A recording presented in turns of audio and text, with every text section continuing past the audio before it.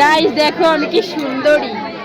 সে কিন্তু টিকটকে সবার পরিচিত মুখ হালুমির মা হলো কিন্তু সে আমার একজন বেস্ট বান্ধবী। তো ফাইনালি আমাদের গ্রামে আজকে রাজবংশী পাড়ায় হচ্ছে একটা নাম গান ছিল, তো আমরা গিয়েছি সন্ধ্যাবেলায় সবাই মিলে নাম গানে গিয়ে বেশ টুকটাক ফ্রেন্ডদের সাথে দেখা হলো। আর এদিকে মেলা ঘুরে ঘুরে দেখতেছিলাম। প্রথমে হচ্ছে আমার ভাইপো তরময় ছিল এখানে। আজকে মেলাটা বেশ ঘুরে ঘুরে দেখবো, যেহেতু ফার্স্টের দিকে লোকজন একটু কম ছিল, তো চলে গেলাম কসমেটিক্সের এইখানটায়। তো কাকা সঞ্জিত আমাকে দেখে দৌড়িয়ে আসছে, তো আমার পাশে ছিল কাকা। তো আমরা ঘুরে ঘুরে দেখতেছিলাম মেলার সবকিছু। এদিকে নিলয় ভাইপো হচ্ছে শরবত খাওয়ার জন্য আমাকে ডাকতেছে। তো এপাশে হচ্ছে মিলি আর তুলসী। মিলিকে হুট করে হচ্ছে আমি মেলার ভিতর ডাক দিয়েছিলাম, আর মিলি আমাকে বলে কথা বলবি না। পিছন দিক দিয়ে এসে তুলসীর চোখটা চিপটে ধরে। ফ্রেন্ডদের সাথে হচ্ছে সেই দেখা হলে কিন্তু আমার ছোটকালে ফিরে যায়। আর বান্ধবী দেখেন বলতেছিল যে সে কতটা সুন্দরী। আসলে কিন্তু আমার বান্ধবী সে খুবই টপ সুন্দরী। তো তার একটা টিকটকে আইডিয়াসে হালুমির মা খুব পরিচিত সবার। ফেসবুকে মিলি বাওয়ালি নামে একটা পেজ আছে, তো ওইখানে হচ্ছে সবাই খুব পছন্দ করে আমার বান্ধবীকে। আজকে মেলার শরবতটা কিন্তু অনেক মজার ছিল। এপাশে হচ্ছে মাসির মেয়ে, তো সে খুবই একটা কমেডিয়ান মানুষ। এদিকে আমার ভাইপো দেখেন কেশব, সে কোথা থেকে হচ্ছে আমার জন্য শরবত নিয়ে আসতে বলছে কাকা তুমি